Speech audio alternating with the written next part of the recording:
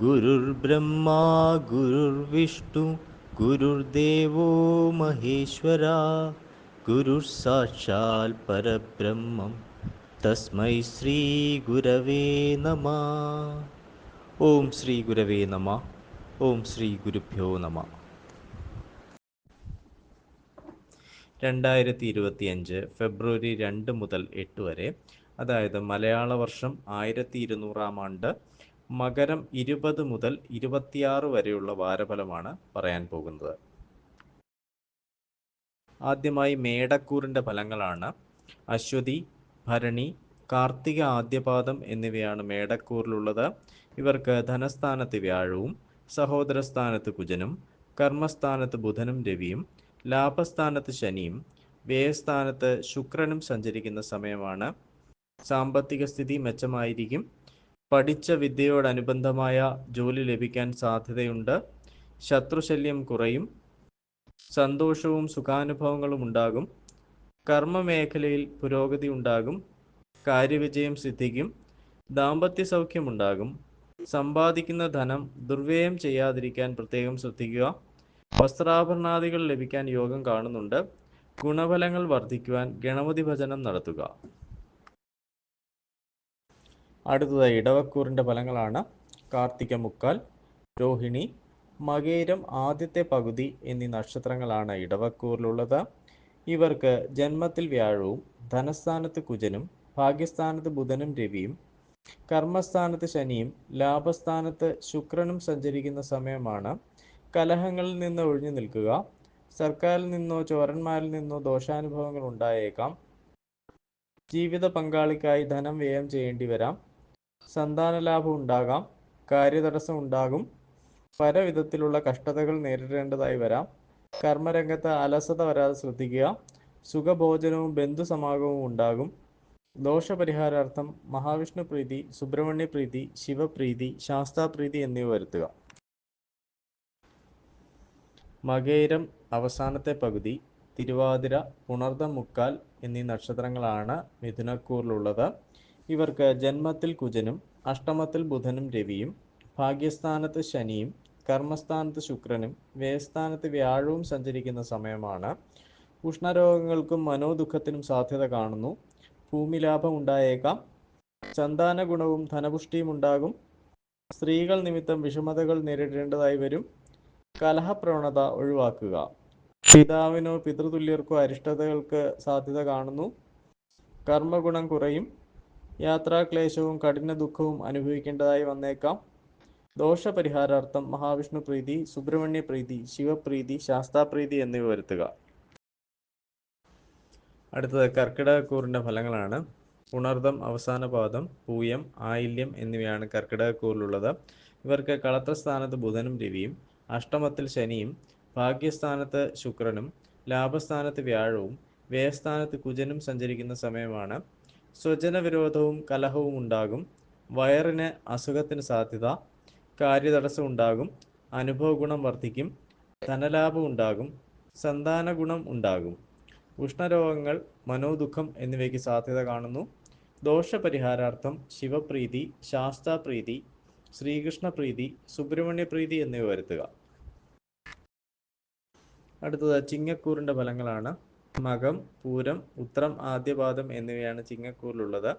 ഇവർക്ക് ശത്രുസ്ഥാനത്ത് ബുധനും രവിയും കളത്രസ്ഥാനത്ത് ശനിയും അഷ്ടമത്തിൽ ശുക്രനും കർമ്മസ്ഥാനത്ത് വ്യാഴവും ലാഭസ്ഥാനത്ത് കുജനും സഞ്ചരിക്കുന്ന സമയമാണ്.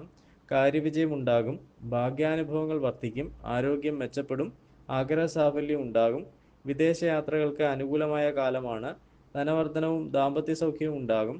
അധികാരപരിധി വർദ്ധിക്കുന്നതാണ്. ദോഷപരിഹാരാർത്ഥം ശാസ്താപ്രീതി, മഹാവിഷ്ണു പ്രീതി എന്നിവ വരുത്തുക. അടുത്തത് കന്നിക്കൂറിൻ്റെ ഫലങ്ങളാണ്. ഉത്രം മുക്കാൽ, അത്തം, ചിത്തിര ആദ്യത്തെ പകുതി എന്നിവയാണ് കന്നിക്കൂറിലുള്ളത്. ഇവർക്ക് പുത്രസ്ഥാനത്ത് ബുധനും രവിയും ശത്രുസ്ഥാനത്ത് ശനിയും കളത്രസ്ഥാനത്ത് ശുക്രനും ഭാഗ്യസ്ഥാനത്ത് വ്യാഴവും കർമ്മസ്ഥാനത്ത് കുജനും സഞ്ചരിക്കുന്ന സമയമാണ്. കുടുംബകലഹത്തിന് സാധ്യതയുണ്ട്. ജപധ്യാനാദികൾക്ക് മുടക്കമുണ്ടാകാം. മനോവിഷമങ്ങൾ അനുഭവപ്പെടും. ശത്രുശല്യം കുറയും. കാര്യഗുണം വർദ്ധിക്കും. ദാമ്പത്യ സൗഖ്യം കുറയും. ആജ്ഞാശക്തിയും സാമർഥ്യവും വർദ്ധിക്കും. കർമ്മതടസ്സം അനുഭവപ്പെടും. ദോഷപരിഹാരാർത്ഥം ശിവപ്രീതി, ശ്രീകൃഷ്ണപ്രീതി, സുബ്രഹ്മണ്യപ്രീതി എന്നിവ വരുത്തുക. അടുത്തത് തുലാക്കൂറിൻ്റെ ഫലങ്ങളാണ്. ചിത്തിര അവസാനത്തെ പകുതി, ചോതി, വിശാഖം, മുക്കാൽ എന്നീ നക്ഷത്രങ്ങളാണ് തുലാക്കൂറിലുള്ളത്. ഇവർക്ക് സുഖസ്ഥാനത്ത് ബുധനും രവിയും, പുത്രസ്ഥാനത്ത് ശനിയും, ശത്രുസ്ഥാനത്ത് ശുക്രനും, അഷ്ടമത്തിൽ വ്യാഴവും, ഭാഗ്യസ്ഥാനത്ത് കുജനും സഞ്ചരിക്കുന്ന സമയമാണ്. ധനലാഭവും ബന്ധുസമാഗമവും ഉണ്ടാകും. മനോദുഃഖം വർദ്ധിക്കും. ദാമ്പത്യ കലഹം ഉണ്ടായേക്കാം. വിവേകശൂന്യമായ പെരുമാറ്റം ഒഴിവാക്കുക. ശത്രുശല്യം വർദ്ധിക്കും. ശരീരസുഖം കുറയും. ജീവഭയം ഉണ്ടാകും. പല കാര്യങ്ങളും വിചാരിച്ചതുപോലെ നടക്കണമെന്നില്ല. വൃഥാസഞ്ചാരം വേണ്ടിവരും. ദോഷപരിഹാരാർത്ഥം ശിവപ്രീതി, മഹാവിഷ്ണുപ്രീതി, ശാസ്താപ്രീതി, സുബ്രഹ്മണ്യപ്രീതി എന്നിവ വരുത്തുക. അടുത്തത് വൃശ്ചികക്കൂറിൻ്റെ ഫലങ്ങളാണ്. വിശാഖം അവസാന പാദം, അനിഴം, തൃക്കേട്ട എന്നിവയാണ് വൃശ്ചികക്കൂറിലുള്ളത്. ഇവർക്ക് സഹോദര സ്ഥാനത്ത് ബുധനും രവിയും, സുഖസ്ഥാനത്ത് ശനിയും, പുത്രസ്ഥാനത്ത് ശുക്രനും, കളത്രസ്ഥാനത്ത് വ്യാഴവും, അഷ്ടമത്തിൽ കുജനും സഞ്ചരിക്കുന്ന സമയമാണ്. സഹോദര ഗുണം കുറയും. ബന്ധുക്കളുമായി കലഹത്തിന് സാധ്യത. ഗൃഹവാഹനാദി സൗഖ്യം ഉണ്ടാകും. അനുഭവ ഗുണം വർദ്ധിക്കും. കലാകാരന്മാർക്കും സാഹിത്യ പ്രവർത്തകർക്കും അനുകൂലമായ കാലമാണ്. ധനസ്ഥിതി മോശമില്ലാതെ തുടരും. അഗ്നി, ആയുധം, വാഹനം എന്നിവ സൂക്ഷിച്ച് കൈകാര്യം ചെയ്യുക. ദോഷപരിഹാരാർത്ഥം ശ്രീകൃഷ്ണപ്രീതി, ശാസ്താപ്രീതി, സുബ്രഹ്മണ്യപ്രീതി എന്നിവ വരുത്തുക. അടുത്തത് ധനുക്കൂറിൻ്റെ ഫലങ്ങളാണ്. മൂലം, പൂരാടം, ഉത്രാടം, ആദ്യപാദം എന്നിവയാണ് ധനുക്കൂറിലുള്ളത്. ഇവർക്ക് ധനസ്ഥാനത്ത് ബുധനും രവിയും, സഹോദരസ്ഥാനത്ത് ശനിയും, സുഖസ്ഥാനത്ത് ശുക്രനും, ശത്രുസ്ഥാനത്ത് വ്യാഴവും, കളത്രസ്ഥാനത്ത് കുജനും സഞ്ചരിക്കുന്ന സമയമാണ്. സംസാരം കൊണ്ട് ഗുണാനുഭവങ്ങൾക്ക് സാധ്യത. പഠിച്ച വിഷയത്തോട് ബന്ധപ്പെട്ട തൊഴിൽ ലഭിക്കാൻ സാധ്യതയുണ്ട്. സ്വസ്ഥത കുറയും. ധനപരമായ അനുകൂലമായ കാലമല്ല. ആരോഗ്യനില മാറ്റമില്ലാതെ തുടരും. ഗൃഹവാഹനാദി സൗഖ്യമുണ്ടാകും. ബന്ധുക്കൾക്ക് അഭിവൃദ്ധി ഉണ്ടാകും. ശത്രുശല്യം വർദ്ധിക്കും. ദാമ്പത്യ സൗഖ്യം കുറയും. നയനരോഗങ്ങൾക്ക് സാധ്യതയുണ്ട്. ദോഷപരിഹാരാർത്ഥം ശിവപ്രീതി, മഹാവിഷ്ണുപ്രീതി, സുബ്രഹ്മണ്യപ്രീതി എന്നിവ വരുത്തുക. അടുത്തത് മകരക്കൂറിൻ്റെ ഫലങ്ങളാണ്. ഉത്രാടം മുക്കാൽ, തിരുവോണം, അവിട്ടം ആദ്യത്തെ പകുതി എന്നിവയാണ് മകരക്കൂറിലുള്ളത്.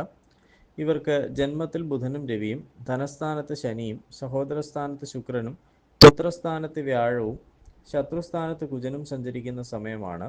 ശാരീരിക അസ്വസ്ഥതകൾ വർദ്ധിക്കും. ധനസ്ഥിതി അനുകൂലമായിരിക്കുകയില്ല. വാക്കുകൾ സൂക്ഷിച്ച് ഉപയോഗിക്കുക. സഞ്ചാരക്ലേശം ഉണ്ടാകും. കുടുംബസുഖം കുറയും. ഐശ്വര്യവും വസ്ത്രാഭരണ ലാഭവും ഉണ്ടാകും. സജ്ജന സംസർഗവും സർക്കാർ ആനുകൂല്യങ്ങളും ലഭിക്കും. ശത്രുശല്യം കുറയും. കാര്യങ്ങൾ അനുകൂലമാകും.